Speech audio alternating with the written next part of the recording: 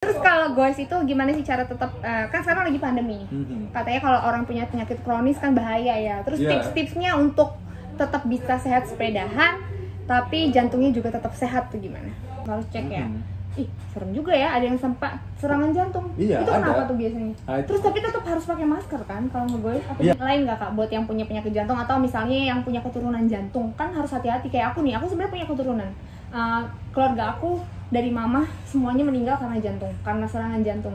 Nah ini akunya yang punya keturunan itu atau mungkin orang-orang yang suka makan makanan yang mungkin memicu sakit jantung, tipsnya apa nih kak? Apalagi lagi era pandemi kayak gampang banget orang turun imunnya. Iya, nggak pernah bisa juga. Dari pola hidup tadi? Pola hidup sangat berperan sih, termasuk orang olahraga.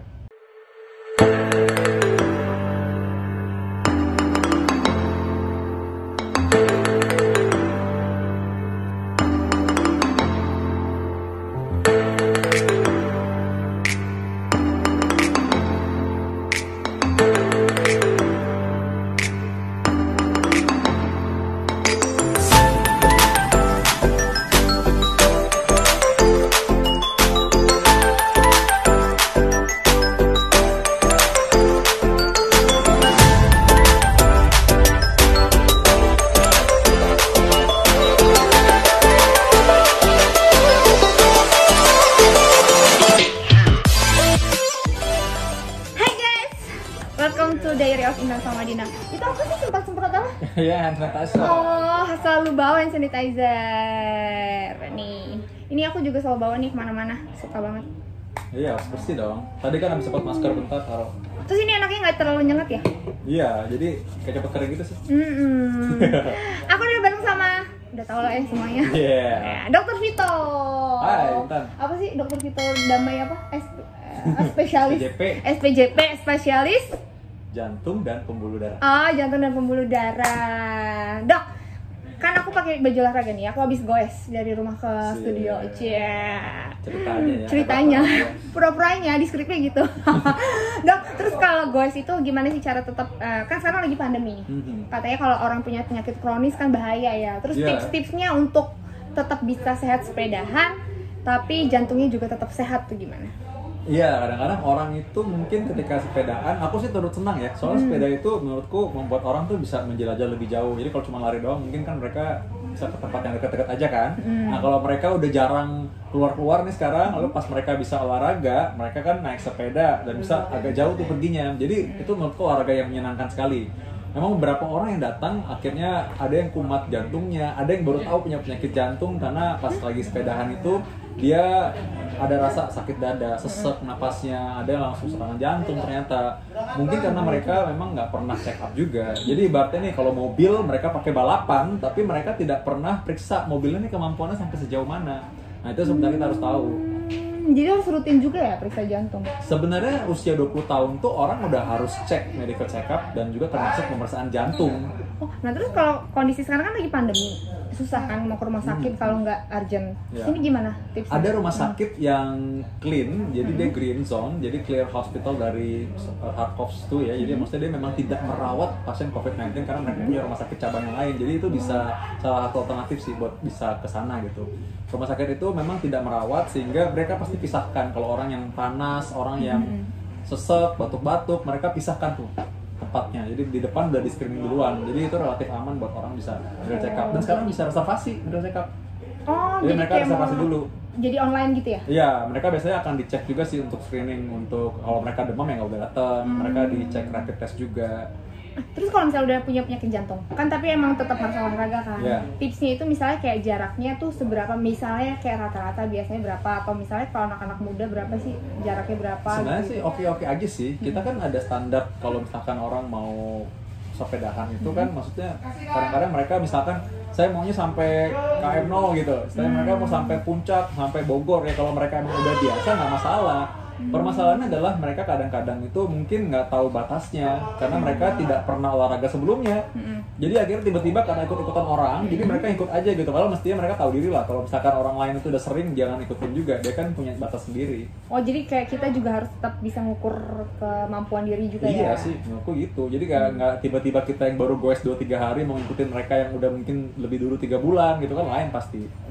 Dan yang tadi aku bilang sih orang suka lupa check up sih. Karena mereka kadang-kadang mungkin merasa pede karena mereka masih muda, mereka sehat-sehat aja sejauh ini.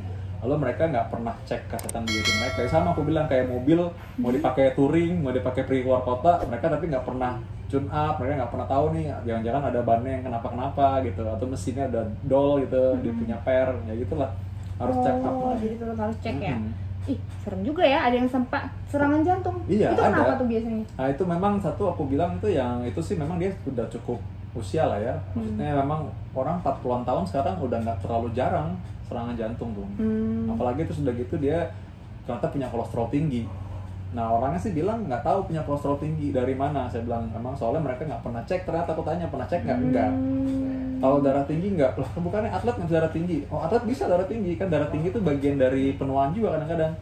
Kayak orang punya uban, maksudnya orang rajin olahraga nggak bisa punya uban ya nggak juga kan gitu. Oh, jadi emang tetap semuanya tetap harus medical check up ya? Iya, medical check up itu adalah suatu tanggung jawab kita sih mestinya ya. Kayak kita tahu lah kalau misalnya kita mau produktif, mau tetap kerja, mau ya ngapa-ngapain, ya tahu dong batas diri kita gimana kan. Nah kan ini banyak banget kan yang takut ya. Akhirnya itu Iya. kayak misalnya tante aku juga sempet tadinya mau pasang ring ya. Cincin ring sama Ya, sama sih ya. cincin Kamu ring itu. juga mau pasang cincin kan? Oh iya, cincin di sini maunya. Ayo siapa nih? Pasang ring. Pasang. Pasang ring itu sampai kan maksudnya kayak ditunda-tunda gitu. Nah, Iya. terus mereka-mereka nih yang banyak yang nanya kalau sekarang misalnya lagi kambuh jantungnya. Itu bisa langsung ke rumah sakit atau kayak apa dulu penanganan awalnya gitu buat kalau ada mungkin sekeliling kita lah gitu kalau Iya. ada yang kayak gitu. Orang Serangan itu tiba-tiba. kalau memang dia pasang ring pasti sudah pernah diagnostik sebelumnya kan. Jadi biasanya orang datang dengan keluhan sakit dada, cepat lelah, sesak napas. Nanti itu kita bisa periksa. Ada namanya cek EKG atau rekam jantung, lalu USG jantung, lalu periksa treadmill. Nah itu dari situ baru kita tentukan ini perlu kateter apa enggak. Dari kateter baru dilihat lagi ini perlu pasang ring apa enggak. Jadi memang nggak semudah itu. Kateter itu adalah cara kita untuk melihat pembuluh darah mana yang tersumbat dengan cara masukkan dengan pembuluh darah. Jadi kayak mirip-mirip di infus gitu.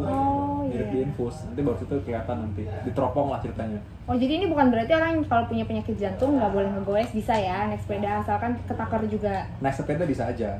Naik sepeda bisa aja. Tapi memang harus tahu. Bahkan orang yang pernah serangan jantung juga sebenarnya boleh aja ngegoes kok. Oh boleh? Nggak apa-apa ya. Asal saya udah periksa dulu kan. Kita udah cek nih. Oh fungsi jantungnya masih cukup untuk dia ngegoes. Nggak apa-apa silahkan goes aja.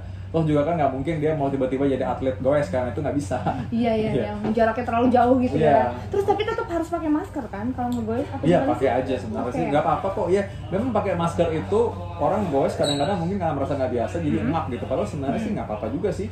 Maksudnya itu sebenarnya tidak bikin orang jadi kekurangan oksigen banget gitu maksudnya. Dan itu maksudnya orang kadang-kadang karena merasa nggak biasa jadi tidak nyaman ya memang iya. Oh gitu. Ya. Jadi kadang-kadang tuh yang bikin kita kayak sesak tuh karena nggak nyaman, bukan Iya. karena misalnya pakai masker terus keganggu nafasnya terus jantungnya jadi kayak lebih kayak berdebar lebih cepat gitu kan. Kadang-kadang orang sugesnya gitu ya. Ya begitu kalau gitu lambatin aja goesnya. Kalau sementara kita pakai itu lalu rasanya kok ngap banget, lambatin goesnya biar kita nggak sampai terlalu jantungnya itu terlalu kerja terlalu keras gitu kan. Tapi kalau nggak pakai aman nggak sih? Sebenarnya kalau kita nggak ada siapa-siapa, goes sendiri mah nggak usah pakai nggak apa-apa. Tapi kalau di jalan, oh iya tapi masih ada orang lain kan. Iya, tapi memang aku sih di dekat rumah tuh ada tempat yang aku tahu jarang orang sana. Nggak pakai sebenarnya nggak apa-apa sih, asal memang dekat-dekat rumah sendiri dan yang nggak ada orang lain ya. Ya, tapi memang kan kita intinya pakai masker itu bukan untuk melindungi kita saja, tapi untuk melindungi orang lain juga. Buatlah orang juga merasa nyaman juga kan dengan itu. Maksudnya kan kita kan soalnya nggak tahu nih siapa kan, dan kita mungkin lagi goes nih bayangin. Terus di sebelah kiri kita lewatin mungkin ada kakak-kakak nenek-nenek yang mau olahraga. Nah ketika mereka olahraga nih, manula usianya udah lanjut, terus mungkin kita lagi bawa virus sebenarnya tapi kita nggak terlalu merasa, kita ngeluarin ke mereka kan, nah mereka mungkin fatal nanti akibatnya. Ya kan tega kan kalau kayak gitu kan Iya, masa sih kasihan gitu ya. kan kasihan dong mereka. Iya, apalagi anak kecil juga sekarang banyak kah ya kena ya. Anak kecil ada kena, jadi karena itu mesti Covid? hati-hati juga. Covid ya, ada. Jadi so we have to be careful makanya. Jadi kita pakai masker itu juga untuk menjaga orang lain, bukan cuma menjaga diri kita saja sih. Iya, kalau di dalam ruangan juga perlu ya. Perlu, makanya kita harus Kalau jaga di jarak kantor. kayak gini. Iya. Aku makanya tadi kamu nanya kan, kok jauh-jauh banget sih? Iya emang, soalnya supaya kita tetap jaga jarak juga. Iya, terus sama kalau misalnya ini tadi sebelum take atau setelah take kita tetap pakai masker ya. Iya, karena itu juga demikian cara buat jaga jarak juga kalau emang misalkan mau ambil foto atau kayak gini nih kita nih. Aku kan duduknya di belakang nih sebenarnya. Kalau ini kan 2 dimensi nggak kelihatan ya, tapi Iya. aku duduknya sebenarnya agak di belakang. Si Intan kan agak di depan. Jadi sebenarnya jaraknya kan 1 meter dan kita sebisa mungkin ngomongnya ke sana. Ke arah, iya jangan ke arah orangnya ya, karena Iya. dropletnya takut gitu. Iya. Oh gitu. Ada tips lain nggak kak buat yang punya penyakit jantung atau misalnya yang punya keturunan jantung? Kan harus hati-hati, kayak aku nih, aku sebenarnya punya keturunan. Keluarga aku dari mama semuanya meninggal karena jantung, karena serangan jantung.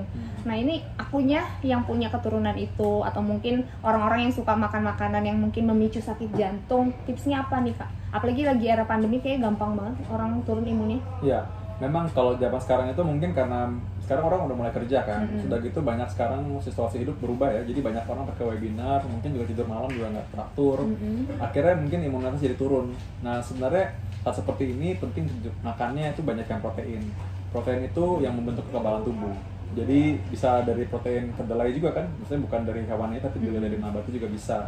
Tahu, tempe, oke. Lalu makan zinc. Zinc juga itu kan sebenarnya ada Dapetnya dari mana? dalam alami dari daging ada. Oh. Tapi kalau misalkan memang ada orang yang mungkin nggak makan banyak daging atau mungkin dia memang tidak makan daging malah ya, dia boleh minum suplemen zinc juga ada sebenarnya. Ya.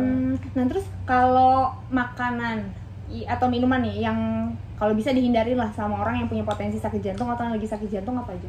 Oh, ini jantung apa imunitas nih? Kalau misalkan jantung. Kalau makanan, Nah, kalau jantung, kalau makanan. Kalau jantung makanan itu memang kita utamakan banyak makan sayuran. Sayuran itu kan sebenarnya kan bagus banget karena dia bisa mencegah kolesterol kebanyakan dalam tubuh kita. Kalau kita makan sayur, misalkan ada kolesterol nih, kolesterol sebagian dibuang di saluran cerna. Jadi nggak semua kita makan. Nah, jadi memang sayuran ini juga bantu kita untuk makan nggak berlebihan karena sayur itu volumenya banyak. Bayangin nih, sayur makan segini nih, paling kalori cuma dikit banget dibandingkan kalau nasi yang makan segini. Atau gitu kan, jadi sayur ini bikin kenyang tapi kalori dikit. Jadi kan dia bantu supaya kita nggak jadi kelebihan berat badan kan, gitu. Berat badan kan. Aku mau nyindir tapi nggak tega. Terus apa tadi? Kalau imunitas tadi ya protein yang harus dibanyakin. Kalau misalnya jantung hindarin yang banyakin makan sayur. Daging boleh tapi orang sakit jantung. Daging boleh aja sih. Jadi kadang-kadang orang tuh mungkin kasihan banget gitu kan. Semuanya nggak boleh-boleh. Sebenarnya sih boleh aja. Saja semua ada batasnya kan. Nah, kalau misalkan mereka udah dicek dan mereka juga minum obat teratur, yang penting dia mencapai target kolesterol yang memang sudah diberikan bahwa kolesterolnya paling tinggi segini ya gitu kan. Kalau orang sakit jantung kan memang rendah sekali tuh. Nanti harus lihat tuh dia punya daftar LDL. LDL itu kolesterol jahat, harus di bawah 70, bahkan kalau bisa di bawah 55. Jadi kalau kita pernah cek kolesterol pasti tahu tuh angkanya berapa.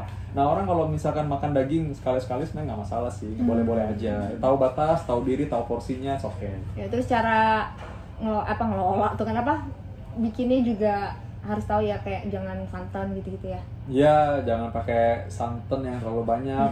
Santan itu ya nikmati, bukan untuk kita makan sebanyak-banyaknya ya. Terus buat apa? Ya untuk kita rasakan Sekedarnya. dan syukuri. Sekedarnya aja ya. Oh, syukuri dong, kita syukuri udah makan santan dikit, wah ini enak banget nih masakan Indonesia. Udah, setelah itu udah jangan terlalu tiap hari juga makan itu kan. Tapi kalau udah terlanjur makan ya jangan juga kepikiran kan, maksudnya kayak kadang-kadang stres ya? merasa salah gitu kan, bersalah terus kepikiran ya gimana udah makan, ya udah lah ya udah makan gitu Iya, kan. soalnya kalau emang jadi stres gitu sih malah nggak bagus juga. Ya, makanya aku bilang kalau kita makan, daripada kadang-kadang orang itu makan sembunyi-sembunyi, ngumpet-ngumpet. Aku bilang kalau emang mau makan, makan aja bareng keluarga. Udah makan, tunjukin, emang saya makan ini, saya mau nikmati. Udah, habis itu udah, jangan sampai makan ngumpet-ngumpet malah keseringan makan orang nggak tahu. Atau makan akhirnya merasa bersalah kan. Udah aja kalau emang mau makan, udah kita seminggu sekali ini ada makanan, boleh deh makan daging gitu ya. Boleh makan santan gitu misalnya. Nah kan sakit jantung nih, pernah nggak sih dapet pasien anak kecil? Pernah Sering? lah. Oh, pernah. Ya kan sakit jantung ada anak kecil jantung bawaan. Oh kalau anak kecil tuh biasanya bawaan? Jantung bawaan umumnya, ya jantung bawaan. Nanganinnya berarti beda dong, beda banget. Perbedaannya sangat besar karena kalau anak kecil tuh jantung bawaan itu kan biasanya berhubungan sama katup, berhubungan sama dinding jantung, pembuluh darahnya ketukar. Nah itu jadi lain tipanya. Jadi kalau Pembuluh misalkan darah pada ketukar? orang pembuluh darahnya ketukar yang darah bersih sama darah kotor, itu fatal sih, bisa meninggal anaknya. Itu kasihan banget sih. Iya bisa ketukar memang. gitu. Itu kan dari awal udah begitu waktu dari bawaan. Akhirnya. Iya, jadi memang umurnya nggak panjang biasanya. Tapi kalau bisa kita selamatkan sih kadang-kadang bisa diselamatkan juga. Jadi ada prosedur dan ada operasi yang harus dilakukan. Tapi kalau misalkan orang dengan usia di atas 40 tahun, biasanya bawaannya adalah masalahnya adalah penyempitan pembuluh darah jantung. Ya, serangan jantung itu tadi. Nah itu kenapa bisa sempit? Serangan jantung itu ya karena orang punya kolesterol tinggi dan dia nggak tahu, nggak pernah periksa. Orang tekanan darah tinggi, nggak pernah periksa juga. Dari pola hidup tadi? Pola hidup sangat berperan sih, termasuk orang olahraga. Tapi kalau dia sering goes kayak Intan sih ya lain. Goes. Pakai itu lagi goesnya. Kalau aku goesnya yang bikin aku sesak napas deg-degan bukan ngegoesnya, harganya. Oh iya. Harganya sekarang mahal banget bawa sepeda.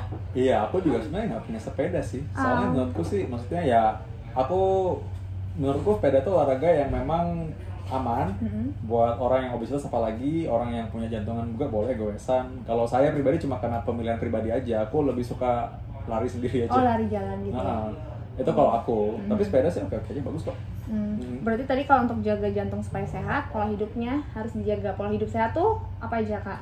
Penjabaran yang maksudnya. Jaga makan itu satu, kurangi lemak-lemak, kurangi minyak-minyak dan yang digoreng. Terus perbanyak makan sayur, kalau bisa itu selalu makan sayur setengah dari piring makan kita. Yang ketiga, kurangi makanan-makanan yang manis-manis yang diolah. Jadi artinya kalau misalkan kita minum minuman yang diolah itu, ya usahakan, kalau saya sih memang kalau lagi pingin, saya pesen malah yang no sugar. Karena misalnya kadang-kadang rasanya pun sudah kaya menurutku sih, jadi nggak perlu lagi tambah sugar menurutku ya. Lama-lama terbiasa kok. Lalu udah gitu, kalau misalkan kita ingat tiap hari misalnya olahraga. Oh, harus olahraga? Iya dong, olahraga dong. Tapi nggak boleh overtraining juga ya?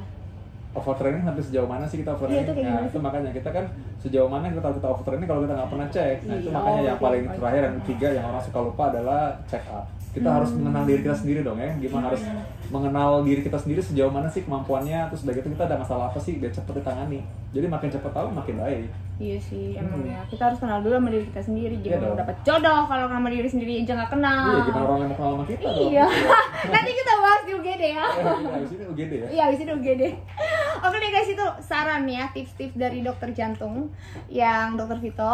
Yang apa tadi? Kita udah pokoknya ngebahas macam-macam ya tadi ya, banyak banget. Itu yang harus diperhatiin ya buat kalian yang masih muda, jangan kegeeran, nggak sakit jantung, periksa. Oke? Makasih dokter Vito. Sehat semua. Makasih, dah.